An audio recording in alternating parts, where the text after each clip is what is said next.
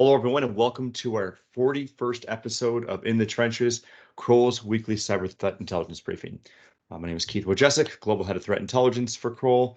This week, we're joined by George Glass, Dave Truman, Ryan Hicks, and of course, the ransomware expert, Sarah Becker, all from the Kroll cyber threat intelligence team. So today is March 11th, 2024, and we'll be covering the most recent trends that our threat intelligence team is witnessing in the trenches. So let's talk news you can use for March 11th, 2024.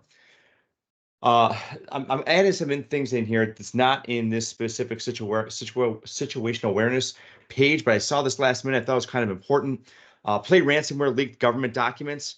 The report from the Swiss government disclosed that multiple federal agencies fell victim to the Play ransomware attack, leading to the exposure of approximately 65,000 sensitive documents from the 1.3 million leaked. So out of the 65K sensitive documents, 121 files are found to include classified information. The event and the analysis highlights really the severe consequences that data breaches through third parties can have upon organizations.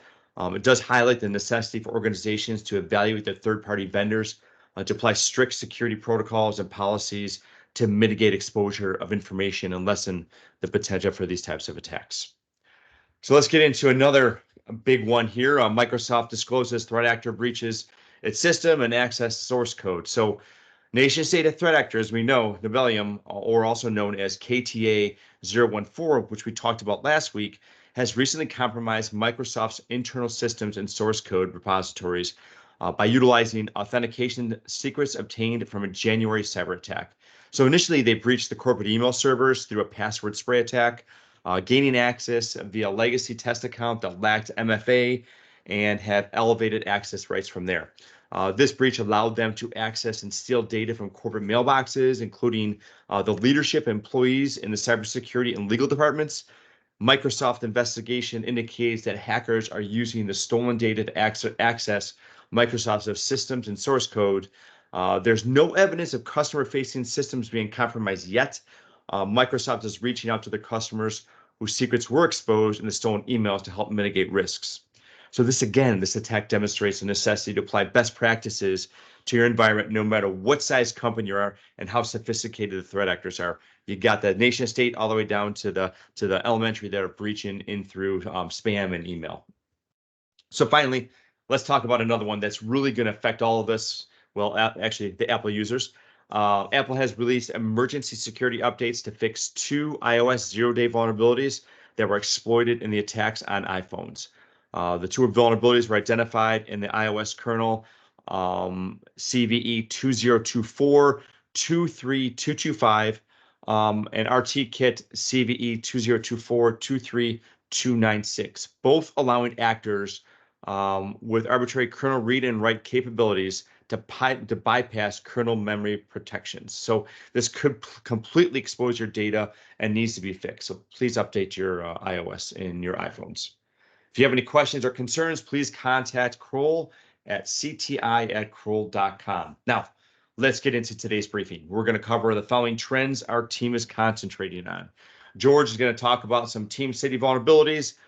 Dave is going to get into some C2 tunneling and open source. Ryan, of course, is going to talk about our malware spotlight. And again, Sarah, we have some really good stuff coming on with a ransomware roundup. So with that, George, I know CISA has added a critical security flaw impacting JetBrains TeamCity that bypasses authentication checks. Can you provide us some details on what you've been working on? Sure, Keith. And yeah, hi everyone. This vulnerability we were writing up for our weekly report, and then we were quickly made aware that there was active exploitation ongoing, and so we released this as an out-of-band update last week. 2 vulnerabilities were discovered in JetBrains TeamCity, affecting all versions through to 2023 11.3. All of those versions are vulnerable to CVE 2024 27198 and 27199. Both of those vulnerabilities allow a network adjacent or network attached threat actor to bypass authentication And the patches for this were released last Monday, Monday 4th, and they were quickly followed up by a POC code being published. And following that, less than 36 hours after that was published, exploitation was detected, and there has been mass exploitation by a number of actors across multiple systems throughout the week. The video, the image that you see in the middle there is from a breach monitoring firm, LeakIX. One of their honeypots was discovered to all of these random users were added to it.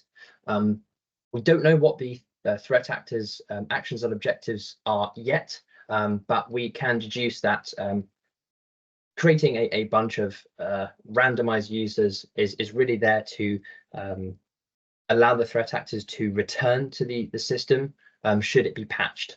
So it looks like this is early stage mass exploitation, which we expect the threat actor will then go back to those systems sometimes later and carry out their actions and objectives. Of course, JetBrains being JetBrains TeamCity being a CI/CD tool, a way of storing code, managing code, doing continuous integration, continuous development. There are some very sensitive things stored in those servers: credentials, access keys, and of course source code. This is another one of the vulnerabilities this year that really could present a pretty significant supply chain risk to all organizations. Essentially, you're trusting that your third-party software provider has patched this vulnerability and we're not affected. So it's just another one of those things to consider when you're considering your risk profile and how that is applied. That's all it from me this week, Keith. I will hand back to you. Thank you. No, thanks, George. Really appreciate the update. Dave, I'm gonna turn it to you. You've been working on, or you've been watching, I should say, a new method of access. Threat actors are using an open source platform as tunneling tool. Can you provide us some details on the research that you're looking at? Yep, certainly. Kaspersky released an article where they detail QEMU being used as a tunneling tool. QEMU is an open source virtualization and hardware emulation software. It is not usually installed by default, but is reasonably popular on Linux. However, in this case, based on the command line provided by Kaspersky, the victim machine appears to be Windows. It is likely the threat actor deployed QEMU to the victim machine themselves, taking advantage of its known good hash. The tunnel being created with QEMU is not like commonly seen tunnels such as reverse shells or proxy tools.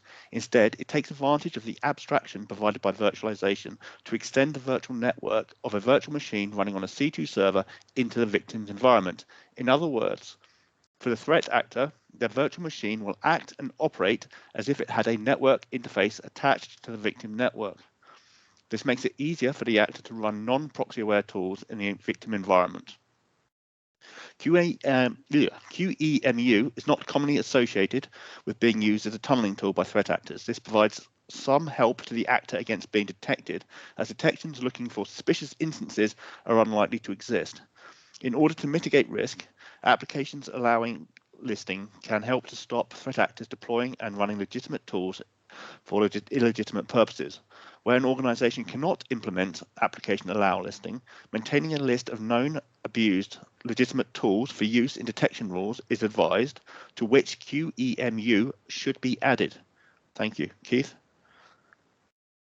Thank you so much, Dave. Really appreciate that. Yeah, this is something we really need to watch out for. Now, let's go to Ryan to dive into our Malware Chronicles with the Spotlight and WOGRAT. Go ahead, Ryan. Thanks, Keith. Hi, everyone. So yeah, looking at WOGRAT this week. So it's a remote access Trojan. Really, that most of the the only reporting really of it so far seems to be more the static analysis. So things like sectors targeted and distribution is currently relatively unknown. Distribution-wise, I mentioned in a moment, most likely to be malvertising or sort of fake updates type initial access. And lastly in the wild, again, unconfirmed, but the reporting has only really just begun last week, really. It's been observed, or it appears to target Windows systems based on the kind of file names, masquerading as common utility tools to lure the victim into executing the malware. And due to its file name usage, again, it's likely spread through that kind of malvertising kind of campaign. So for initial access, as I mentioned, that malvertising. So you see there the kind of observed file names that it appears to be using. So things like the Flash setup, browser fixup, Chrome, all things that we would kind of associate with fake software, fake updates, that kind of thing. The way WOGRAT is actually executed, so those file names there are the initial .NET downloader, and when that file is executed, it downloads strings from anotepad.com, which is a legitimate online note sharing platform. Which is shown on the image on the right there, that kind of bottom right image being the file itself. And the contents of that online file is a base64 encoded string, which is downloaded and decoded into the file wingsofgod.dll, hence the name WOGRAT, where that came from. Next slide, please. So kind of upon execution of WOGRAT itself, it collects system information on the victim device. It then appears to have kind of a limited set of supported commands, being run commands, download, upload, change wait time, and then terminate. And then based on kind of its supported commands, it appears that it primarily acts as that initial victim identification and then initial tool deployment. So that kind of intermediary between the two. So there's no kind of built-in persistence or lateral movement automatically within existing samples. However, those sort of capabilities could be achieved through the operator's sort of hands-on activity using that run command or to download or upload additional payloads to the device to actually provide that kind of additional access.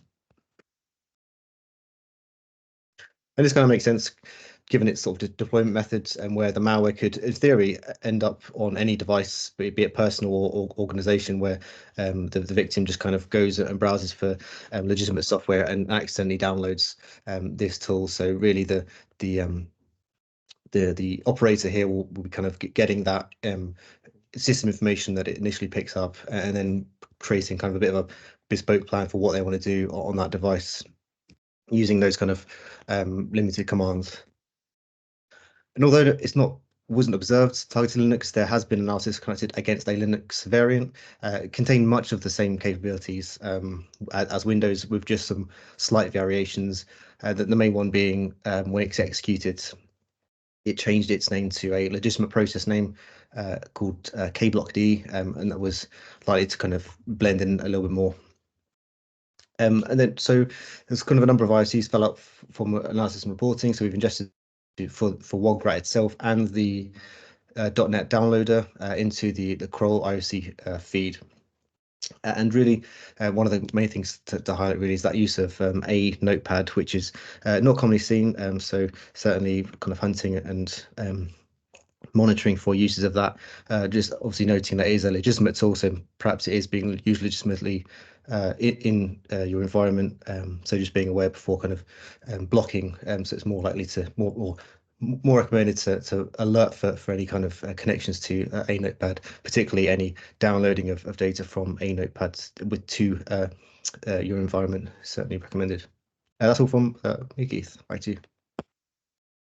Thank you very much. Yeah, and I think it's great that anyone that has the curl responder or has a curl IOC feed is getting protected from this already. So that's a really good sign. Thanks so much, Ryan, for that update.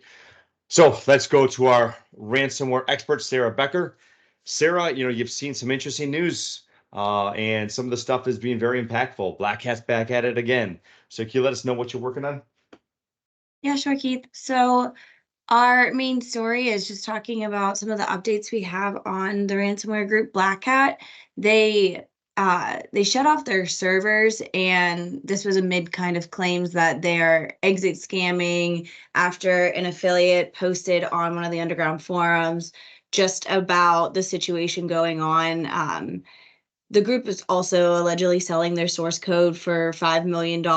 So within that affiliate post, the affiliate stated that they were a part of the group and they have claimed the responsibility for all of the Change Healthcare attacks going on, which was a very prominent cyber attack that affected a lot of pharmacies, healthcare organizations, and having these hospitals go back to just paper documents.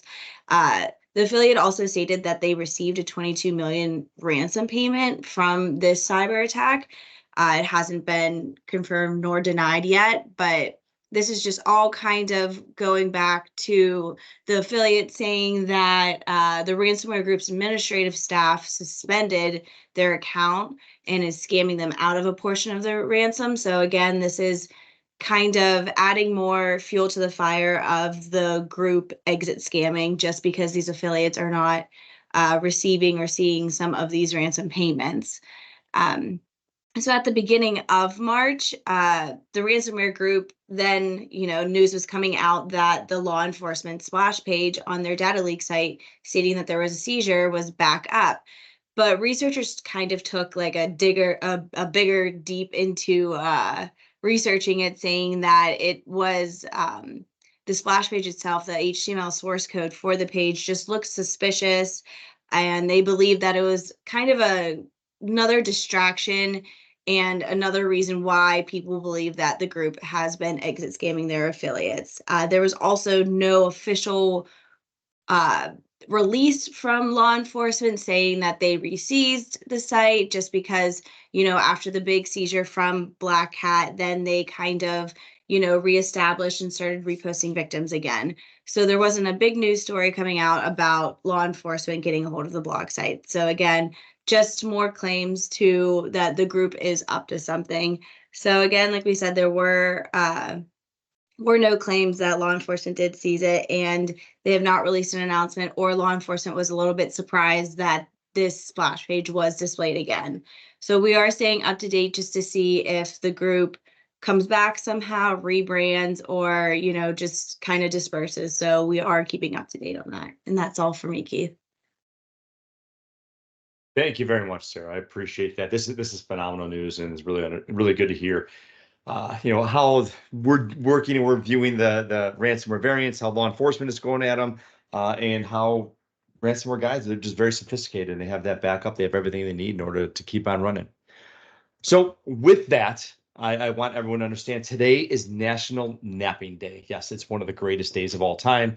I do have some friends around that claim that this is one of their skills, so they can fall asleep anywhere, anytime. Very impressive. So numerous studies have shown that a 10 to 20-minute nap are most effective when the dramatic nods start happening during the day. By taking a nap, it will improve alertness, productivity, and definitely your mood. So take a nap today. Today, that is my gift to you. If you're hearing this at a later date, that's okay. Take it that day. Take your 20-minute nap. We're good to go. So I would like to thank everybody that's taken the time to tune into Kroll's weekly cyber threat intelligence briefing.